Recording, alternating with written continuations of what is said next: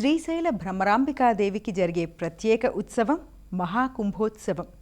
ప్రతి ఏటా చైత్రమాసంలో శ్రీశైల భ్రమరాంబికాదేవి సన్నిధిలో జరిగే ఉత్సవమే మహాకుంభోత్సవం. ఈ ఉత్సవం రోజునే అమ్మవారి వదనానికి కవచాలంకరణ తీసివేస్తారు. అందుకు కుంభోత్సవం నాడు భ్రమరాంబికాదేవిని నిజరూపంలో దర్శించుకోవచ్చు. ఈ విశేషాలన్నీ ఇప్పుడు తెలుసుకుందాం. అష్టాదశ శక్తిపీఠ క్షేత్రమైన శ్రీశైలంలో మంగళవారం భ్రమరాంబికాదేవికి కుంభోత్సవం జరిగింది. ఉత్సవాన్ని పురస్కరించుకొని ఆలయాన్ని నిమ్మకాయలతో శోభాయమానంగా అలంకరించారు. అమ్మవారికి సమర్పించే సాత్విక బలి కోసం పెద్ద ఎత్తున గుమ్మడికాయలు, కొబ్బరికాయలు, నిమ్మకాయలు సమర్పించారు.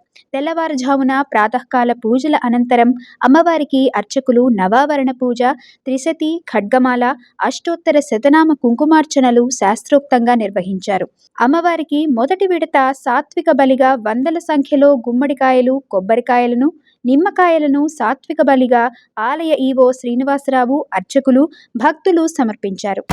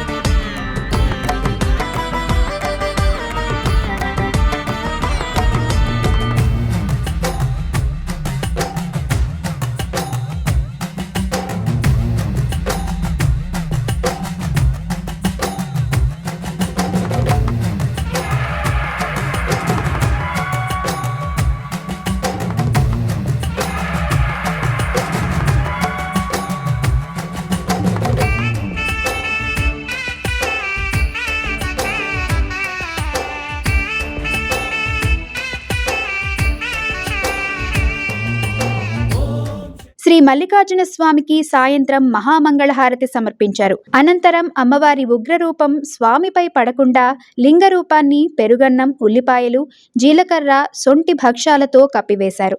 అనంతరం భ్రమరాంబికాదేవికి ప్రదోషకాల పూజల అన్నాభిషేకం చేసి స్వామివారి ఆలయ ద్వారాలు మూసివేశారు.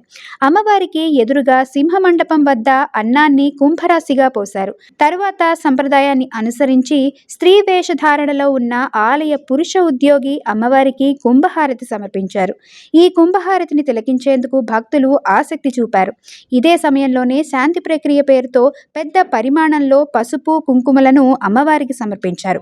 కుంభహారతి తరువాత రెండో విడత గుమ్మడికాయలు, కొబ్బరికాయలను ఆలయ ఈవో శ్రీనివాసరావు, అర్చకులు, భక్తులు సమర్పించారు.